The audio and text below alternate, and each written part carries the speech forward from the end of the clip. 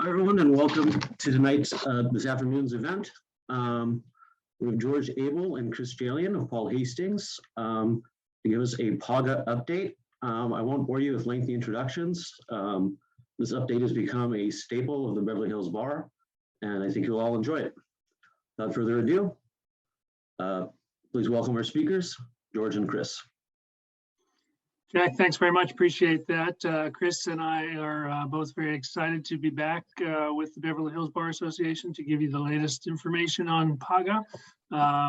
There's, as always, there have been tremendous amount of developments over the past year and even over the past couple of months. So we're looking forward to bringing you up to speed on all of that. If we could go to the next slide, I'd like to start out these presentations with just kind of a quick overview of the statutory framework. Most of you are familiar with this already, but there may be some new folks in the room that haven't had a chance to get the foundational aspects yet. So we'll cover this quickly. But just to give you a sense of the statutory framework and what existed before PAGA. PAGA has been in place since 2004. But before that statute was passed, there were essentially two kinds of penalties, and there still are two types of penalties under the California Labor Code, statutory penalties and civil penalties. And prior to PAGA's existence, individuals could only recover statutory penalties, and only the California Labor Commissioner could recover the civil penalties that the Labor Code provides for. And PAGA did essentially two things. It gave individuals an avenue for recovering the civil penalties that previously only the Labor Commissioner could get, and it imposed civil penalties where the Labor Code did not already have a provision for civil penalties. In order for the individual to recover civil penalties, there's two things to keep in mind. Number one, the statutory penalties that individuals can recover are not recoverable through PAGA. So, for example, Labor Code Section 203 has a statutory penalty for waiting time. Those individuals can recover those under a statutory penalty, but you cannot recover them through PAGA. Secondly, the second thing to keep in mind for recovering civil penalties under PAGA is you do need an underlying Labor Code violation. You also need an aggrieved employee, and we're going to talk about that in great detail. One of the things that often comes up in PAGA is the question of individual liability. And there is a case that came out in 2018 called Atempa versus Pedrizzani, and we've provided a separate listing of some of the seminal cases, and that's one of them that we've listed. And it does provide for individual liability under certain circumstances where an individual is specifically responsible for the wage issues, typically in a context of a single owner of a company. So we go to the next slide. The statutory framework also kind of sets up a series of prerequisites that individuals need to meet in order to bring a lawsuit under PAGA. It essentially provides for an exhaustion of civil remedies, and there are really two paths to doing that. If we can go to the next slide. The first path for pursuing a PAGA claim has to do with provisions that are listed in Labor Code Section 2699.5. And frankly, that's almost every Labor Code provision that exists is in there. There are a few that are not, but most of them are in there. And in order to bring a claim under PAGA, you first have to notify the LWDA and the employer of the intent to bring a lawsuit under PAGA. And you have to provide the statutes that you contend were violated. Then the LWDA has the opportunity to investigate those alleged violations itself or not. And if it does decide to investigate, it has 120 days to do so. If it does nothing or does not respond at all or declines to investigate, then you have the opportunity to bring a lawsuit to recover those civil penalties. The second path, and one that rarely occurs, but just to bring everybody onto the same page, there are some provisions that are not listed in Labor Code Section 26995. And if your underlying violation is a violation of one of those provisions, you still have to notify the LWDA and the employer of your intent to sue, but the employer has an opportunity to cure those provisions. Granted, it's only 33 days, which is not very long, but the employer can fix those violations, if you will, to preclude a lawsuit from happening. The one notation that we have there has to do with Labor Code section 226A6 and A8. Those are two provisions that deal with wage statement violations. One of them is the inclusive dates of the pay period. The other is the name and address of the employer.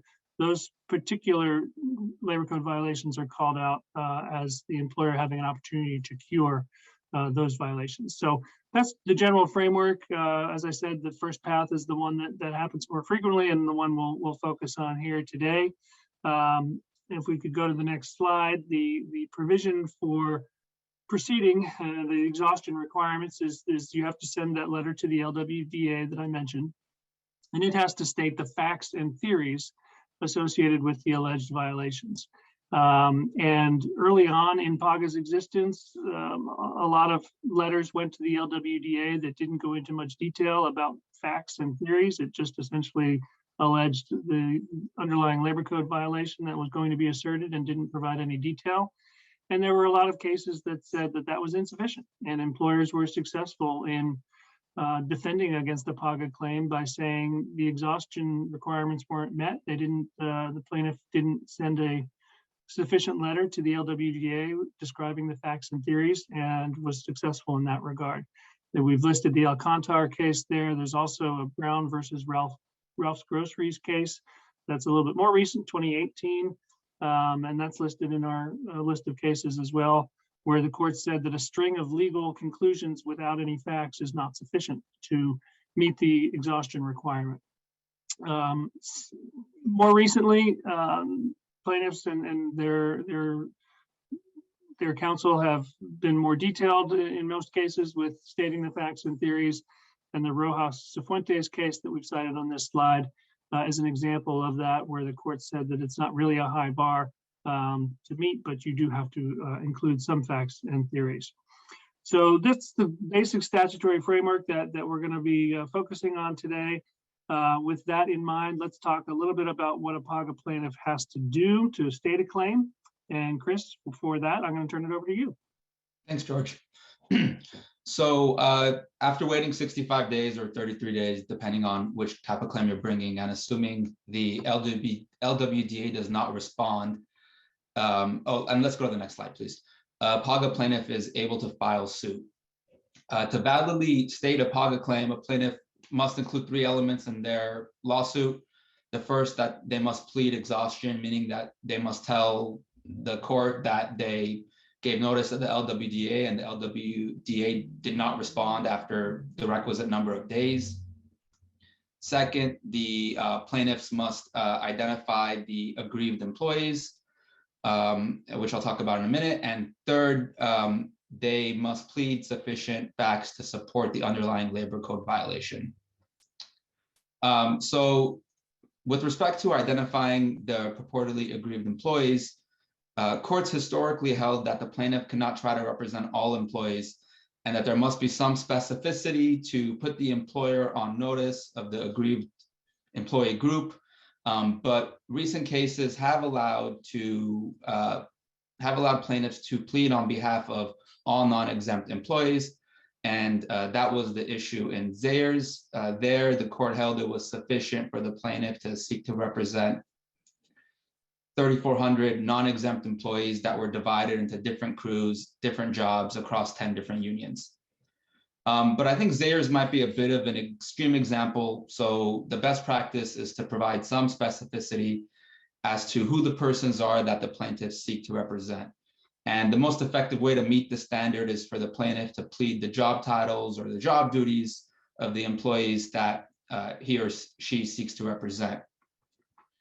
And recently, there have been several cases where the courts have found the plaintiff's identification of the aggrieved employees to be deficient. The first is Ahmed versus Western Refining Retail. And in that case, the court granted the employer's motion to dismiss the PAGA claim because the plaintiff provided no description at all of the aggrieved employees that he sought to represent. Next, in Galvez, the plaintiff sought to represent hundreds of employees who worked or currently worked at various gas stations across California during the PAGA period. The court found that this definition was insufficient, particularly because there was no specificity as to the job titles at issue. Then in Fleeman, the PAGA claim was dismissed because the LWDA notice indicated that the plaintiff was the only aggrieved employee. In other words, there was no aggrieved group. Also, courts have struck fail-safe definitions of aggrieved employees, and that occurred in Jesk versus Maxim Healthcare Services. In that case, the plaintiff defined aggrieved employees to be predicated on the occurrence of the underlying violation. For example, aggrieved employees are all employees who were not authorized or permitted to take a rest break in compliance with California law. The court found that such a definition was insufficient to put the employer and the LWDA on notice. The third factor, which is to plead facts sufficient to support the underlying labor code violation. As George mentioned, the PAGA claim is only as viable as the underlying labor code claim. So if the plaintiff can't plead the underlying claim, then the PAGA claim will fail as well. And that was the issue in Mendoza versus Nordstrom. The plaintiff in that case could not plead that he was entitled to 1 day's rest and 7 days of work because he didn't work the requisite number of hours in a day to bring that claim, and the court ended up dismissing that claim. Next slide, please. So let's turn to the issue of timing and statute of limitations. It's settled law that PAGA claims are controlled by the 1-year statute of limitations set forth in Code of Civil Procedures, section 340.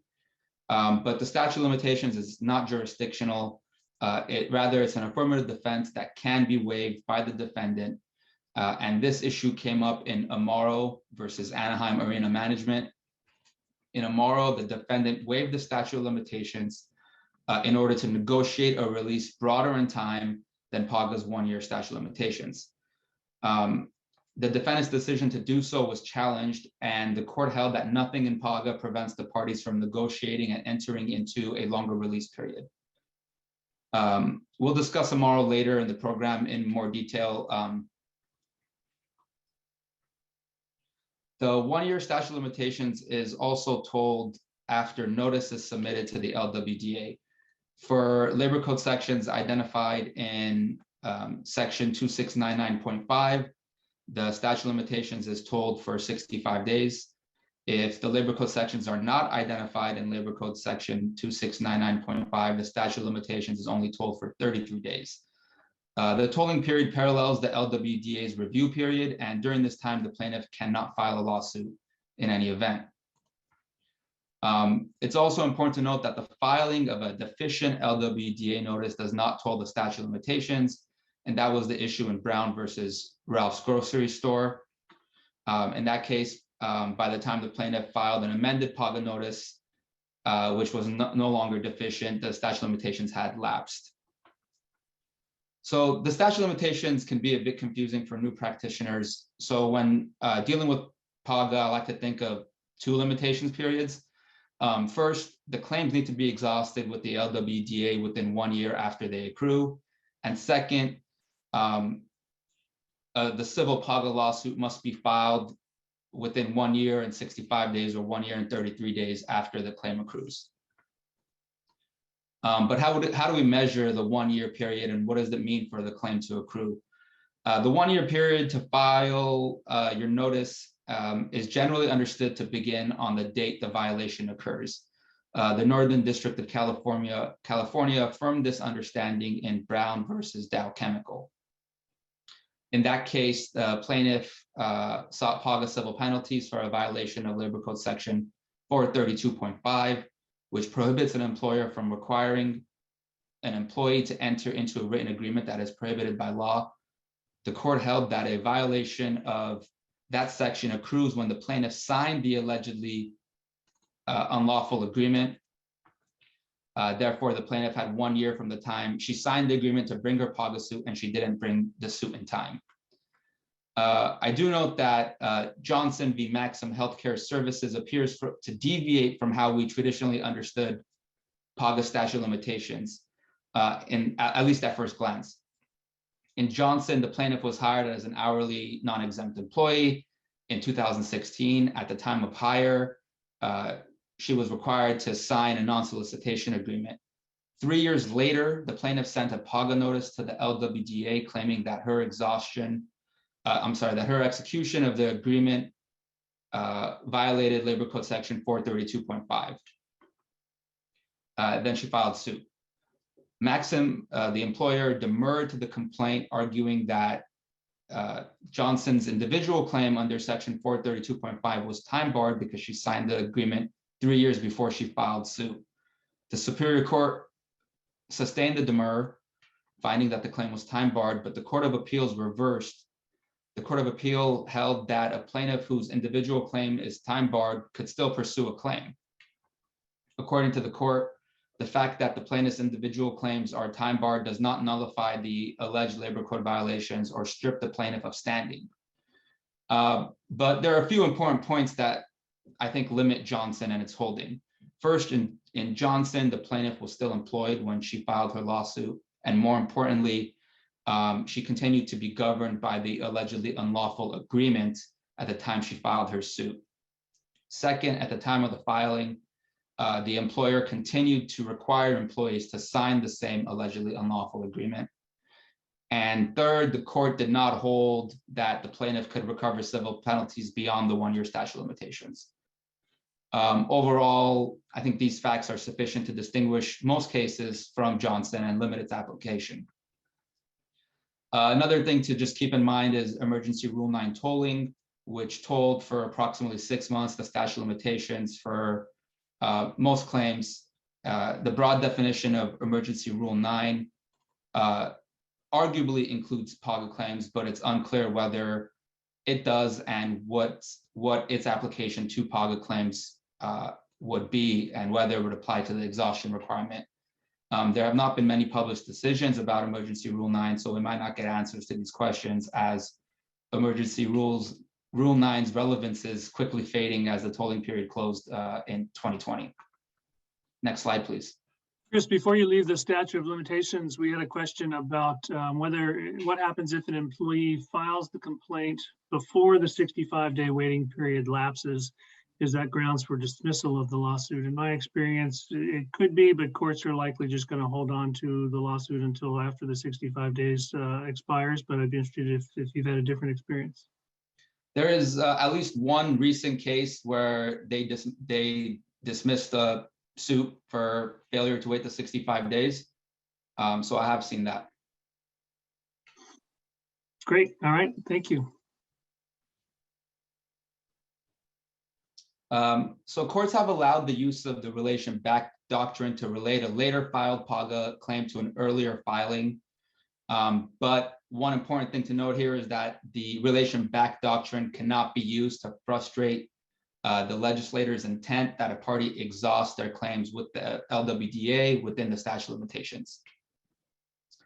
Also, a plaintiff can amend her PAGA letter to add new allegations, and the LWDA provides a process for doing so. However, in Brown versus Ralph's Grocery Company, the Court of Appeals suggested that the amended LWDA notice and the allegations in there must arise out of the same facts as the original LWDA notice in order for the later filed notice to relate back.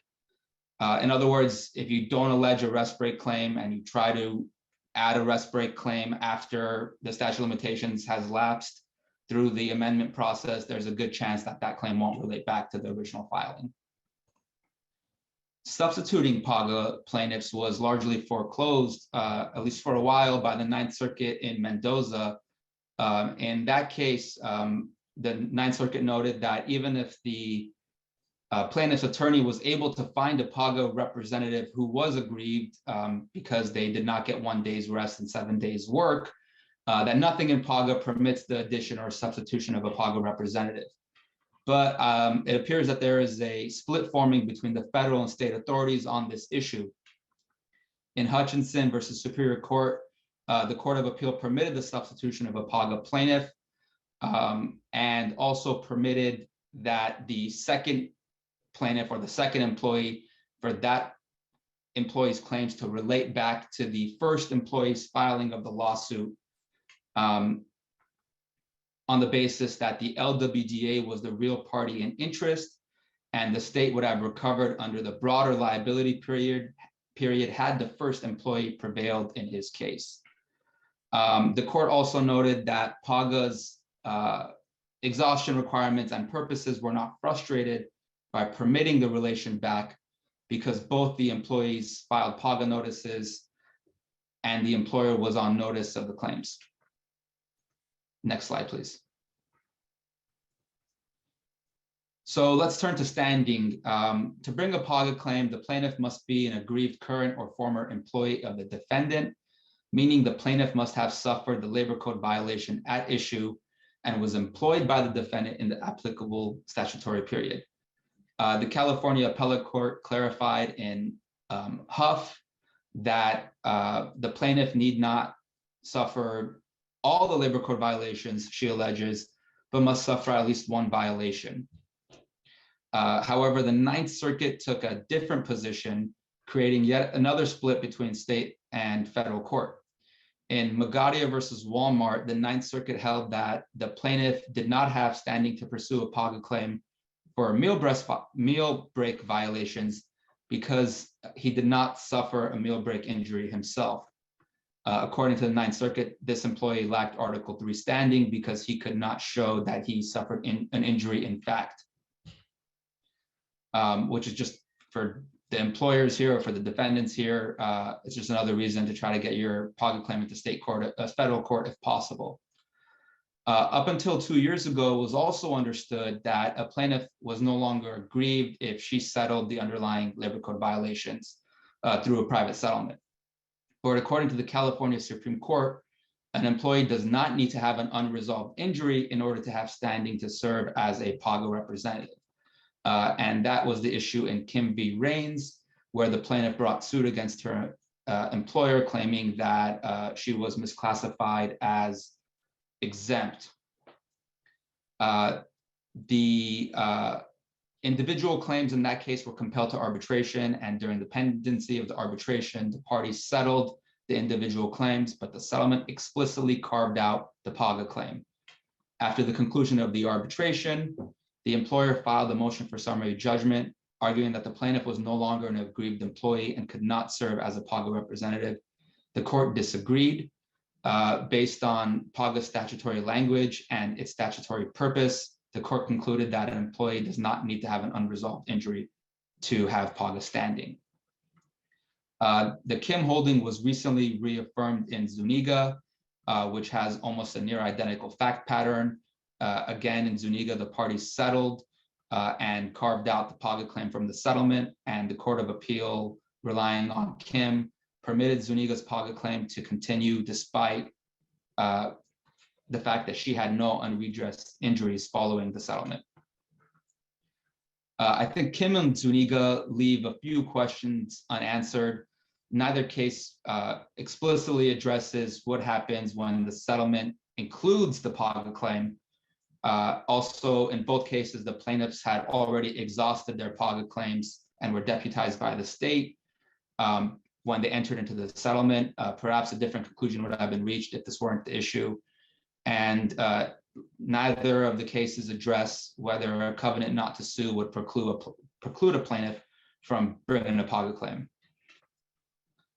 Now that we've covered what it is to allege a claim for civil penalties and who can bring a claim, I'll turn it back to George to discuss removal to federal court. Great, thanks, Chris. If we could go to the next slide. So Chris mentioned that employers typically would prefer to have PAGA claims litigated in federal court, even though they obviously are frequently brought in state court.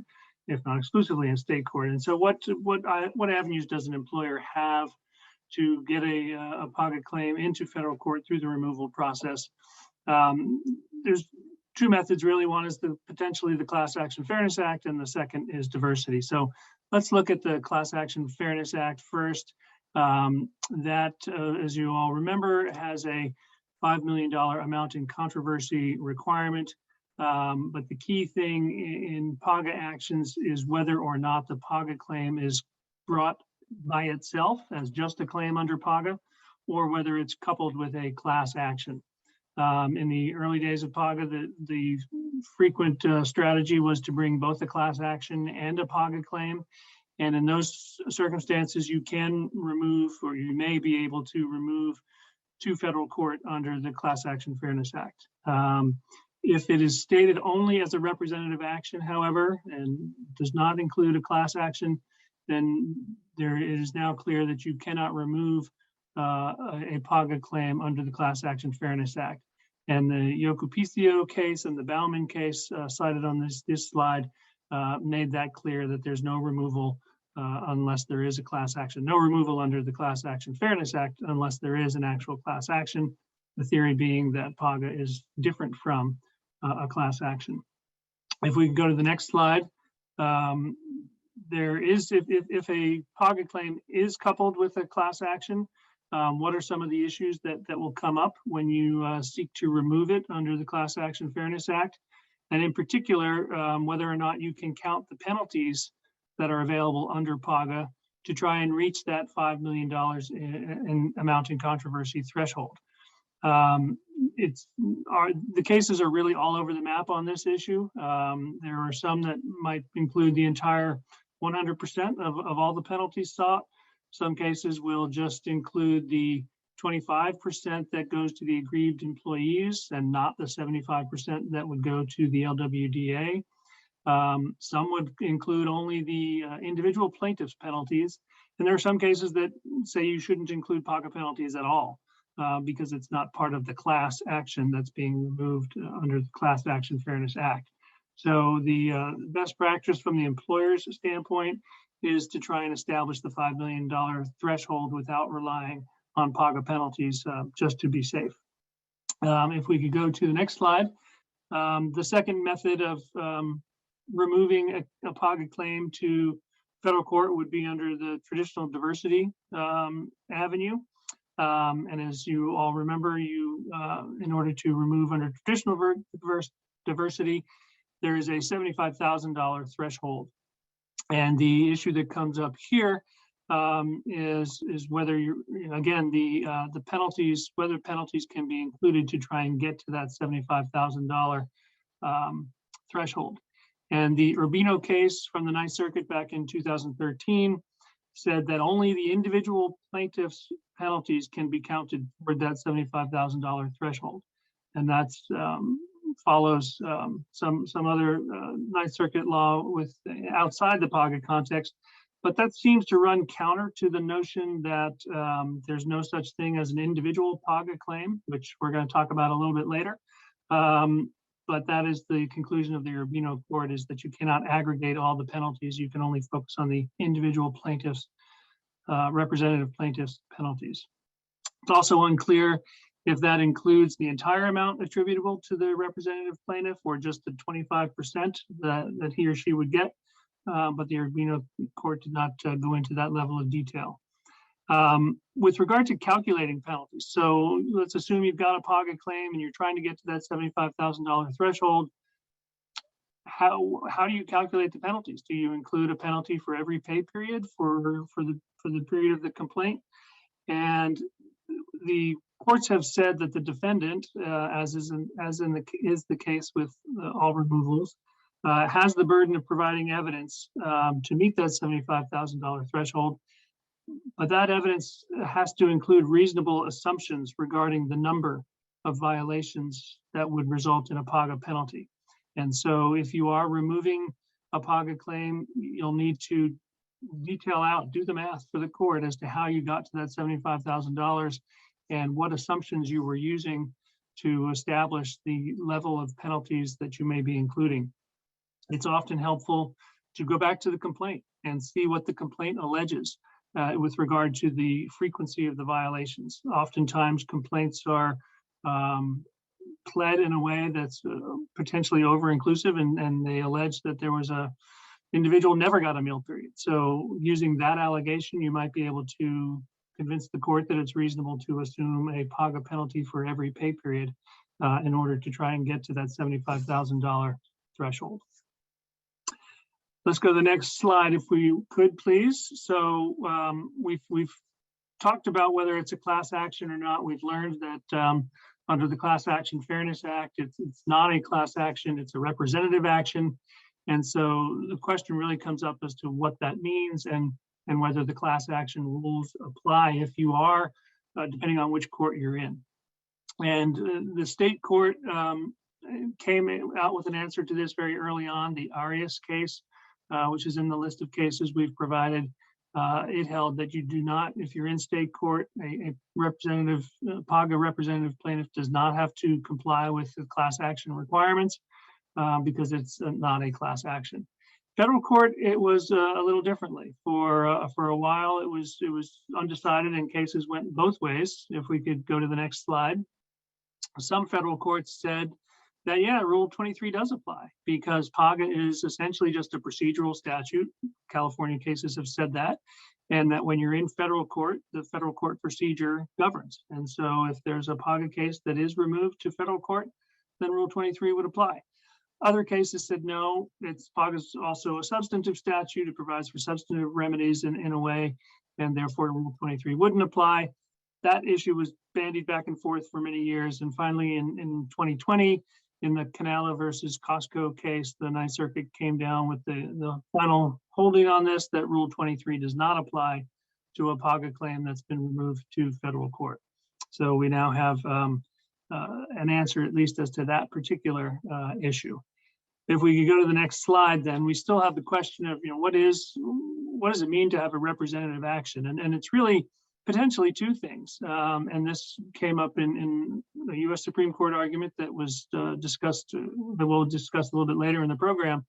A representative action, the plaintiff filing the lawsuit could be seen as representing other employees. The statute talks about bringing a claim on behalf of himself or herself and other aggrieved employees. So it could be seen as representative of the others, or it could be seen as representative of the state, because we also have language in cases that says a PAGA action is really not the individual plaintiff's action, it's the state's action, and the individual is just serving as a representative of the state. So those are the two potential meanings of a representative action. In either case, there are several issues as to what kind of proof do you need in order to establish and succeed on a PAGA claim. And one thing that Chris has alluded to earlier is that you must show that each representative employee is an aggrieved employee, and how you go about doing that, and whether they've been suffered a labor code violation could be done with sampling, perhaps, could be done with surveys. The courts are kind of still fighting with or trying to determine what's the appropriate method or methods of trying to establish the proof for a violation of a PAGA claim.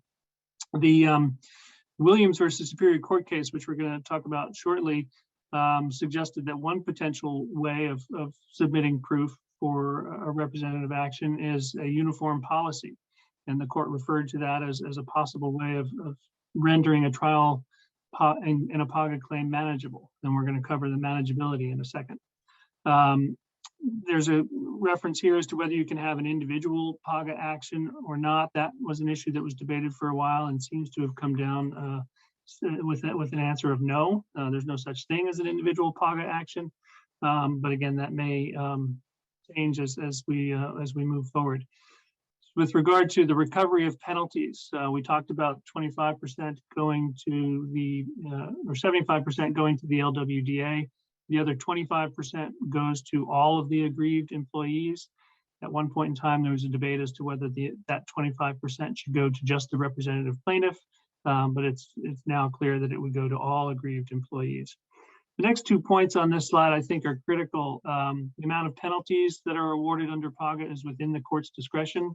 You've seen several trial court decisions where the trial judge has not awarded 100% of the penalties. I've seen as low as 5%.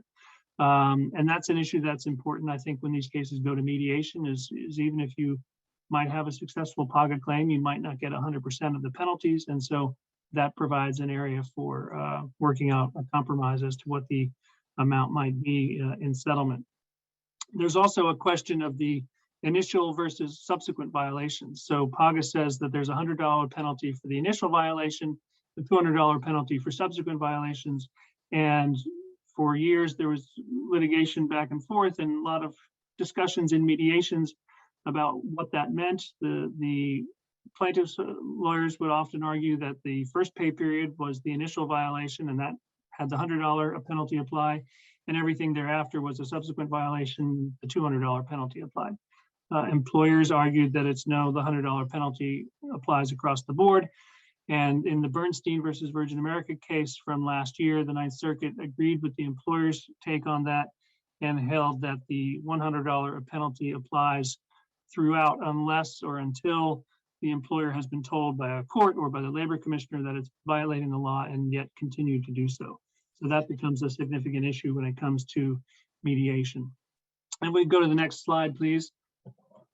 I mentioned manageability. Manageability is one of the latest big issues that is being discussed in the cases. And the issue here is defendants would argue that PAGA is brought on behalf of potentially thousands of supposedly aggrieved employees. And so the defendant wants to be able to show that some of those folks or all of those folks are not aggrieved. And that could require all kinds of individual testimony, and there's just no way to manage that at a trial. And plaintiff's response to that is manageability is a class action requirement. This isn't a class action, it's a PAGA action, and so that shouldn't even be in the discussion. And so the issue that's being discussed now is whether an employer can get a PAGA claim dismissed because it's unmanageable. Back in 2013, there was a case called Abele versus Sears Roebuck. That's also in the list of cases we've provided. With that said, in a footnote, unfortunately for employers, that if a class was not manageable, then neither was a PAGA claim. And so employers pointed to that footnote for a long period of time. But now the issue has recently come to a head in 2021 in the Wesson versus Staples case. The Court of Appeal held that trial courts have the inherent authority to ensure that PAGA claims will be manageable at trial. And if it's not shown that it is manageable, the court can strike the PAGA claim. Last month, there's a recent split in authority. The Estrada case came down the exact opposite way, noting that Wesson had come down the other way and just disagreeing with it, saying that it was not, courts could not strike a PAGA claim based on manageability. Although it did say that if a plaintiff couldn't show widespread violations in an efficient way, that might just reduce the amount of penalties they recover, but it should not, in that court's view, lead to striking the claim altogether. So what do we have now? We have a split in authority. We have two appellate courts going opposite directions. Trial courts at this point are free to follow either one until it's resolved. Interestingly enough, the Wesson case review was sought before the California Supreme Court. Review was denied in that case. The depublication request was also denied. So both cases are out there. They can be cited for your particular view on this issue.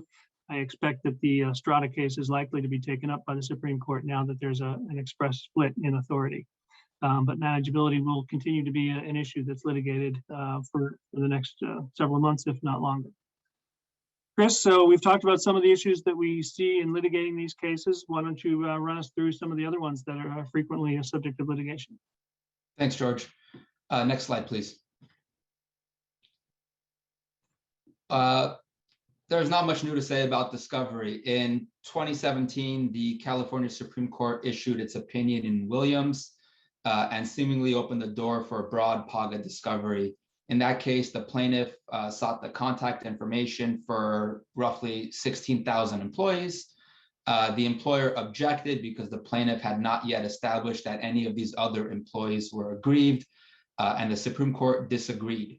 The Supreme Court held that a plaintiff does not need to prove or establish as a prerequisite to seeking contact information that the other employees are aggrieved. The Supreme Court also overruled the employer's privacy arguments, stating that the employees did not have a reasonable expectation of privacy in their contact information, and any privacy interest at issue could be protected through a Bel Air West notice. It's not all bad news. The Supreme Court did recognize that in particular cases, there may be a special reason to limit or postpone a PAGA representative's access to contact information, but they did not specify what those special cases are, and there haven't been any published decisions limiting Williams yet. I have seen unpublished decisions where sampling has been approved or where sequencing has been approved, but that's as far as it goes. Next slide, please.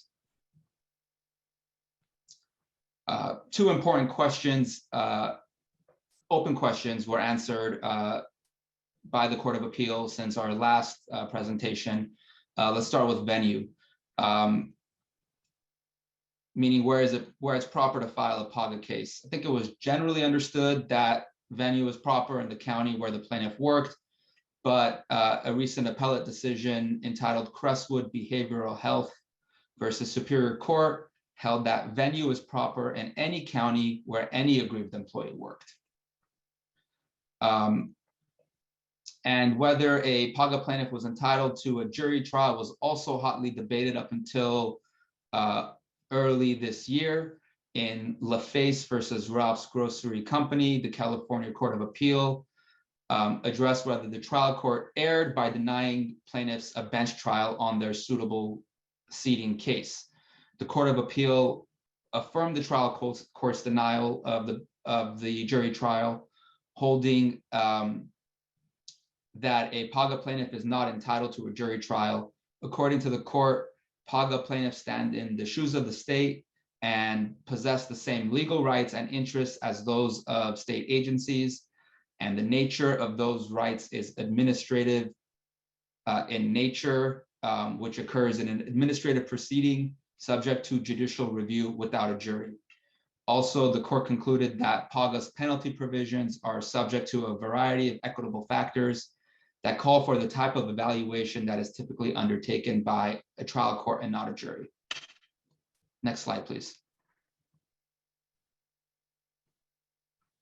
Arbitration. So PAGA claims are presently not arbitrable, and that was decided in 2014 in the California Supreme Court decision, Iskanian versus CLS Transportation. The Supreme Court in that case held that a pre-dispute arbitration agreement cannot waive a plaintiff's right to bring a PAGA representative action. The court reasoned that a PAGA claim lies outside of the Federal Arbitration Act's coverage because it is not a dispute between the employer and the employee. Rather, it's a dispute between the employer and the state. Courts have subsequently interpreted Iskanian to foreclose the enforcement of an arbitration agreement compelling the arbitration of a PAGA claim, even on a representative basis, meaning on more than an individual basis. A recent case on that is Castro versus Pinnacle Plastering Company. The federal courts have largely followed Iskanian. The Ninth Circuit in Sakab versus Luxottica Retail held that a pre-dispute arbitration agreement cannot waive an employee's right to bring a PAGA action. Sakab has been, and Iskanian have been attacked after the United States Supreme Court's holding in Epic Systems, which found class action waivers to be valid, but those challenges have been unsuccessful so far. We'll talk about that latest challenge in a moment. So what happens to arbitration agreements containing a waiver of PAGA claims? Well, the Ninth Circuit in Poblon versus C.H. Robertson Company stated that the PAGA waiver can be severed from an otherwise valid arbitration agreement And this holding has largely been followed by the district courts and the state courts in California. Next slide, please. So on to the million-dollar question, will PAGA claims remain non-arbitrable? The Supreme Court heard oral argument in Moriana versus Viking River Cruises on March 30th. The court is considering whether the Federal Arbitration Act forecloses a PAGA representative claim when the parties have agreed to bilateral individual arbitration. The decision could effectively overturn Iskanian, but it's unclear how the court will rule. Historically, the court has ruled that a private arbitration agreement cannot foreclose the government's enforcement action in the EEOC versus Waffle House case, and they may take a similar position here. However, it's unclear given the deputizing of an individual whether this is your traditional government enforcement action. Based on the oral argument and the questions posed, the court appears to be divided, with at least 2 justices firmly favoring the employee's position and 1 justice firmly favoring the employer's position. The questions asked at the oral argument suggest that there could be 3 possible outcomes of the Viking River Cruises decision. First, PAGA claims could be subject to binding bilateral individual arbitration. The second outcome could be that PAGA claims will be compelled to arbitration, but they'll be heard on a representative basis, meaning that on behalf of more than 1 employee. And this was actually a question that was specifically posed to the plaintiff's counsel during the oral argument as a possibility. And the third is that Iskanian lives, it'll remain good law, and PAGA claims will not be subject to arbitration at all. We anticipate a decision in June or July of this year before the Supreme Court goes dark. I do note that if PAGA claims are subject to arbitration, David Cortese, a California senator and the chair of California's Senate Labor Committee, thinks that the California legislature will take action. According to David Cortese, the Viking decision may offer a roadmap as to what alternative policies will be considered legal. And once the legislator has those instructions from the Supreme Court, they may craft new legislation to align with that decision and California's desire to have the maximum protection for employees. George, I'll take it back to you to discuss settlement given the uncertainty surrounding PAGA claims. Great, thanks very, Kristen. If we go to the next slide, we'll touch into that. And I've seen that there are a couple of questions in both the Q&A and the chat. I'm not sure we'll get to everything, but we'll try and catch up to them at the end, or perhaps respond after the program. But there are a couple of significant issues that we want to make sure that we touch on before the end of our hour. The first of those has to do with settlements, and many of these claims go to mediation, and so obviously settlement is a large issue.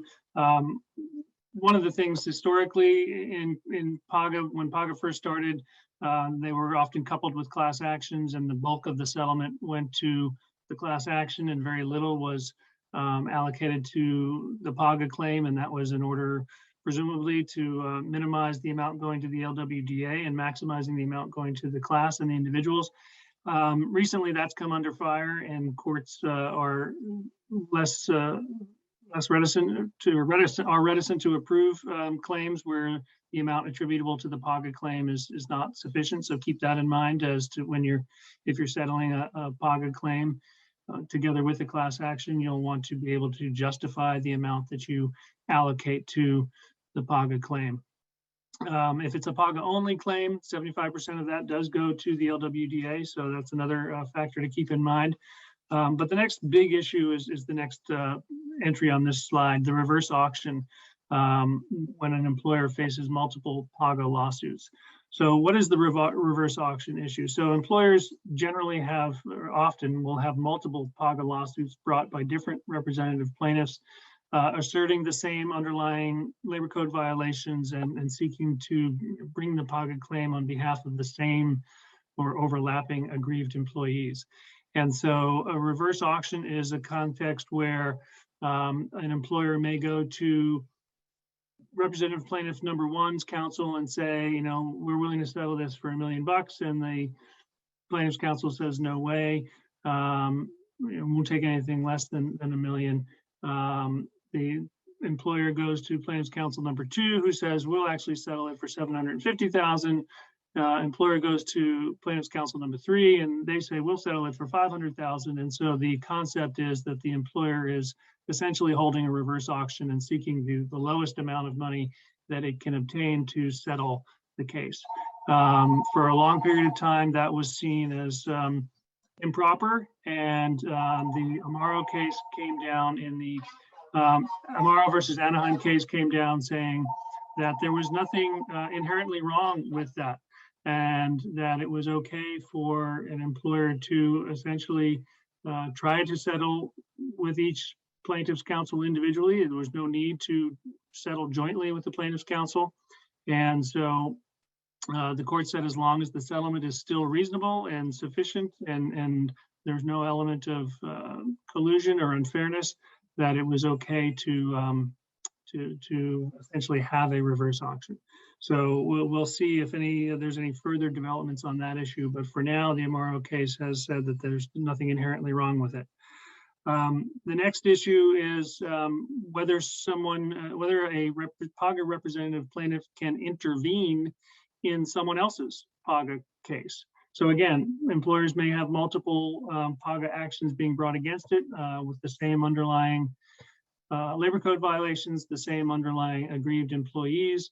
And if employer reaches a settlement with one of those, can the PAGA representative plaintiff in another case try to intervene in that lawsuit in an effort to point out to the court that it views the settlement as unfair, unreasonable, not enough, whatever the issue might be. And the courts have been split on that. The Turrieta case, the court said no, the plaintiff is not a class action. The plaintiff, the representative plaintiff from the other case has no basis for intervening in the initial representative plaintiff's case, and therefore could not object to a settlement in that regard. The Moniz case and also the Uribe case that we'll see in a second reached the opposite conclusion and said that yes, that a PAGA representative plaintiff would only be doing his or her duty to the state to intervene in another case where he or she believes the settlement is too low, and so intervention should be permitted. The California Supreme Court accepted the Turrieta case for review, and so we should have an answer to that in the relatively near future. And we go to the next slide, please. Some of the other issues that come up have to do with the standing to appeal. And the Uribe case came down and said that the plaintiff would have standing, and so that's an issue that's going to be decided along with the intervention. And so that's an issue that we're going to be seeing resolved in the near future. The death knell doctrine is another issue that frequently comes up. It came up more so when PAGA actions were typically coupled with a class action. And what happens, what could happen in those instances is if the class cert motion is denied, typically that denial can be appealed because it effectively is a death knell to a plaintiff bringing a class action. And so the question is, well, does that death knell doctrine apply if you also have a PAGA claim? And the courts have said, no, if you have a PAGA claim, then there is something that remains, even though your class cert motion has been denied. And so that when the two were coupled, when there was a class action coupled with the PAGA claim, the denial of class cert would not be automatically appealable. You'd have to wait until the PAGA claim was resolved. So then the question arose, well, can I just dismiss my PAGA claim and create my own death knell and then appeal the denial of class cert? and that is an issue that has not been resolved one way or the other. The constitutionality of PAGA has been litigated from the outset. It's thus far been found to be constitutional, but there is another case out there called the California Business and Industrial Alliance versus Becerra, which was brought in Orange County Superior Court that was challenging the constitutionality of it. Obviously, the California Supreme Court has already concluded that it is constitutional, so it would have to work its way up to the U.S. Supreme Court. Given the Viking River case, maybe it will become a non-issue. We'll have to see how that plays out. And then finally, proposed legislation. Chris mentioned that if Viking River comes down in the employer's favor, there might be legislation trying to fix PAGA, if you will, and create a way for it to move forward. There's also been a push from the employer side to introduce legislation that deals with PAGA. And in fact, there is a petition out there to repeal and replace PAGA that individuals or entities are trying to get enough signatures to put on the November ballot. So that is something to keep your eye on too. I believe they have until June of this year to try and get it enough signatures to get it onto the 2022 ballot. So every year we give this presentation, there's always a handful, if not more, of new issues to cover. Courts are continually coming down with tweaks on how PAGA should be interpreted and applied, and this year is no different. And as we've already flagged, there are several open issues that we expect to see coming down the road. That will be the subject of our discussion next year. We have maybe a minute or two to cover a couple of questions. And let's see, Chris, there's a question in the Q&A asking about,